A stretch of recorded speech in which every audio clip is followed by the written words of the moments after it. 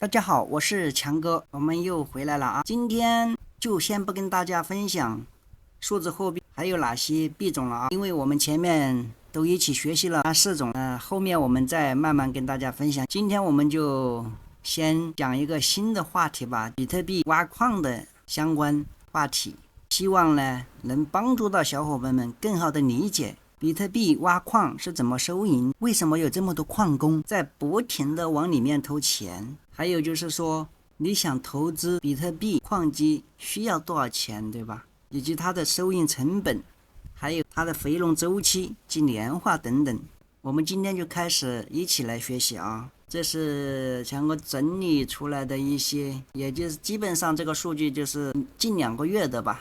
有的参数也是目前现在的。我们要算收益，是不是就要先从投入开始，对吧？我们就先来说投入吧。首先，我们肯定是外头矿机的投入是必不可少的。就在市面上，现在很多种矿机啊，我们就拿一种比较新型的矿机，举个例，那就是 T21的2代。大概呢也就在2万左右吧，这也是2个月前的一个价格，它这个也有一点浮动，但是不大，一般是21000都有，有时候是22000左右吧，基本上在这个上下浮动吧，因为这个涨幅度是跟比特币有关的，比特币涨一点它就会涨一点。这个矿机的参数呢是什么？我们就说我说几个比较重要的算力啊，如果我们小伙伴们是新人，那你就先不用了解的这个，就后边这个单位啊，这个是秒，这个你就不用先去了解，后面慢慢熟悉了就知道是怎么回事了。190T 每秒3610瓦，它这个是功耗啊。我们就来算一下它的收益啊。收益我们先来讲一下比特币现在的一个价格。基本上大家可以去看看啊，现在是基本上是$55,000。其实在7月20几号我还看了，基本上是有$67,000。其实最近浮动还是比较大的啊，在7月20几号里面我看见瞄了一眼，还是有67000的样子。7月1号是54000左右，现在又回到了5左右。7月几号里面到7月20几号里面跌涨幅度大，是因为美国的特朗普竞选啊，因为他是支持这个数字货币的，所以跟到就涨得比较厉害。后期会不会涨也是需要看一个行情的啊。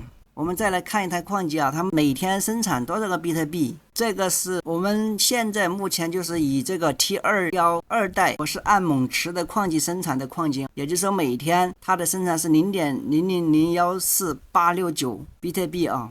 我们来看一下换算成美元是多少啊？每天的收益，也就是说现在的市价是$55,000乘以0.0001869啊，等于8.17，也就是说每天的收益，美元的利率是多少？基本上是7.24，就算7.2，那我们要换算成人民币，那是多少？那就是7.2乘以8.17，等于58.82元。这个是我们的收入啊。第三，我们再看一下它的成本，那就是3.61千瓦乘以0.5是什么？也就是说我们一般的每小时的耗电量啊费用，因为这个取的平均值吧，因为晚上的峰值可能没有那么高，一般是在0.3毛多啊，白天一般是5毛多，所以折合起来也基本上是0.5吧，可能有0.4几，0.5不到，我们就按0.5算，乘以一天24小时，那基本上它的一个每天成本就要43块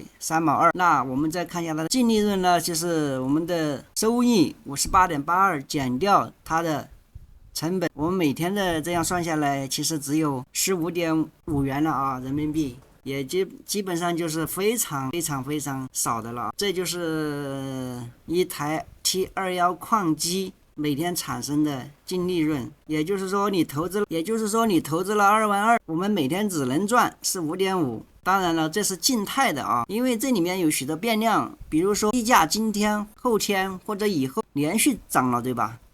肯定就不是这一点了。还有不知道未来会怎么样，对不对？还有一点就是它的算力也会不断的变化，它的难度也不断的变化，所以它的一个收益是一个不固定的，因为我们这里计算的只是一个静态的一个简单的一个算法。那我们来看一下，基本上的一个静态的一个回本就是要1419天，也就是说你的总资金除以我们每天的净利润，你就要1419天，按照现在行情价的一个静态算法，这也是非常划算了啊。那这是我们一年的净利润啊，也就是说15.5乘以365天，那就是一年的净利润只有5657.5元。当然了，如果你挖矿，你是绝对也不能这么算，因为你挖矿的本质并不是回本囤币的一个过程，因为当于你可以有机会便宜的价格去比特币，这就是挖矿的本质，而不是你去计算它的回本周期。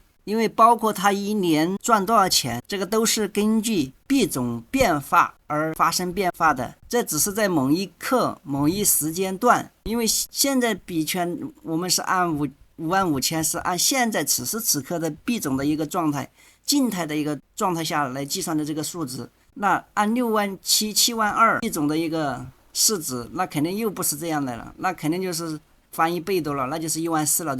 因为你看它的币种的一个涨幅度非常明显，7月1号到7月24号，那就相差了很多很多，所以我们就不用一个静态的一个东西去衡量这个东西，我们要看它整个的行情走势才来决定入不入。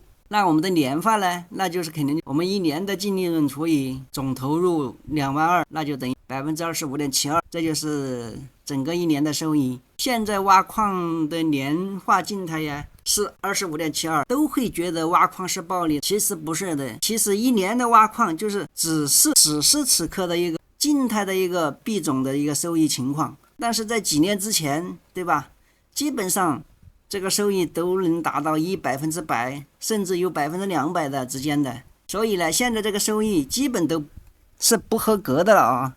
按照以往的那个币种的一个行情，现在大环境不好的情况下，在有多的资金下，我们就可以用学习的心态去小投入一点，对这个行业的一个学习过程的摸索，就是不抱着有暴利的利润去盲目的想赚钱的一个心态去投资。只要我们放平心态，说不定某一时间段行情起来，对吧？它的一个行情的周期变化也了解了，那我们是不是可以加大力度？也是不是不可以的啊。好了 ，OK， 这就是一个挖矿的一个简单的介绍啊。看似很简单啊，但其实挖矿也其实并没有想象那么简单，因为它的链路很长很长的。之前强哥也跟大家介绍了区块链的一个挖矿的，靠区块链的，还有一个怎么挖矿的2个视频讲解，所以有很多小伙伴很在乎币价，比特币的价格会下跌，就会很担心。其实大伙儿有没有去发现，币价的下跌并不是挖矿的最大风险，最大的风险是什么？就是矿场。因为矿场跑路了，那你什么都没有了。你首先要拥有一个很稳定的店、稳定的地方、稳定的矿场，你才有一个非常不错的挖矿生意。只要我们学习好了，行情了解好了，还是可以考虑的。这就是今天跟大家分享的视频。喜欢数字货币的小伙伴可以留下你们宝贵的订阅、关注加分享啊！我们下个视频再见。